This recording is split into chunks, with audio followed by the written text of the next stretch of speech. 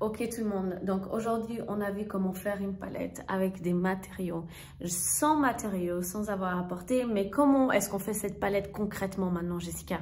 Parce que là on a parlé des couleurs, des matières, on sait, nanana, mais comment j'amène cette matière? Simple, vous pouvez sans autre, il y a deux façons de faire. Soit vous avez des vrais échantillons que vous allez chercher dans les magasins dans lesquels vous le trouvez ou vous appelez les fournisseurs. Vous arrêtez chez un menuisier et vous demandez cet échantillon et vous faites votre palette avec les échantillons.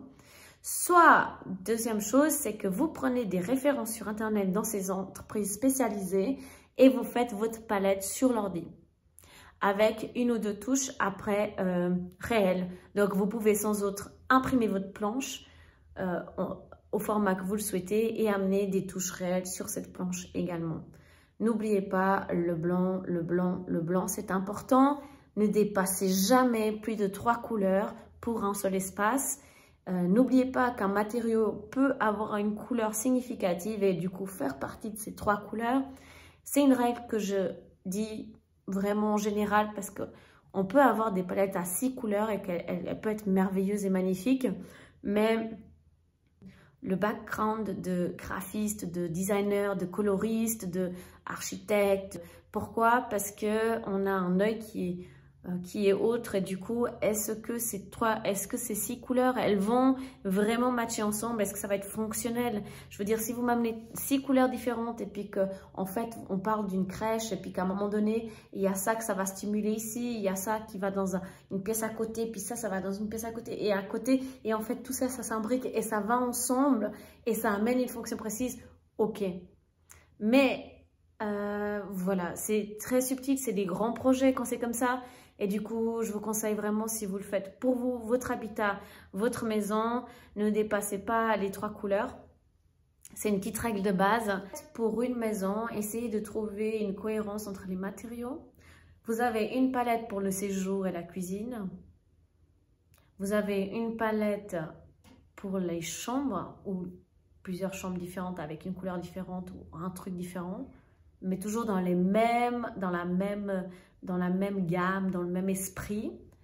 Et puis pour les sanitaires, par exemple, il y aura forcément des matériaux différents qu'ailleurs, puisqu'on parle de salle d'eau, mais ça n'empêche pas que vous pouvez rester sobre, jouer avec une couleur aussi, vous pouvez sans autre, soit à travers les joints, soit à travers la peinture, soit primer tout simplement par quelque chose de simple, naturel, et rester dans les blancs.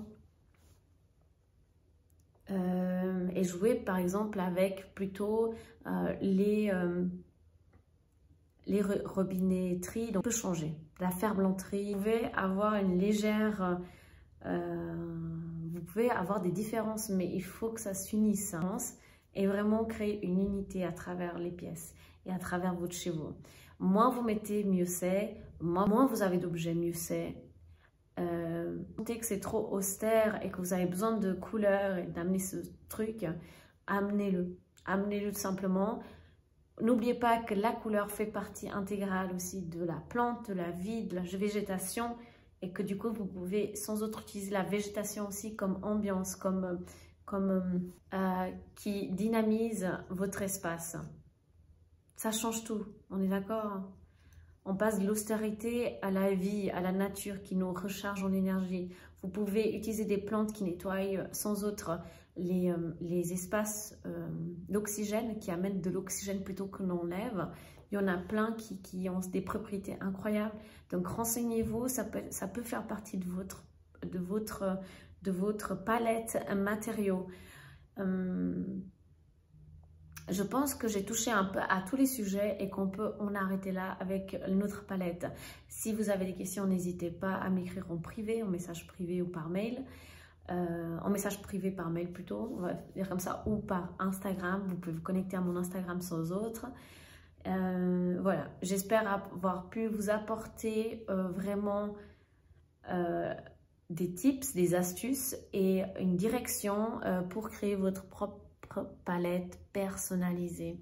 N'hésitez pas à prendre des notes et revoir la vidéo parce que j'ai donné beaucoup d'informations en très peu de temps et vraiment répondre étape par étape pour ensuite créer votre palette. Commencez par les premières questions pour qui, combien de personnes et la fonction de l'espace. Et ensuite, vous approfondissez par couleur, matériaux et ensuite personnalité.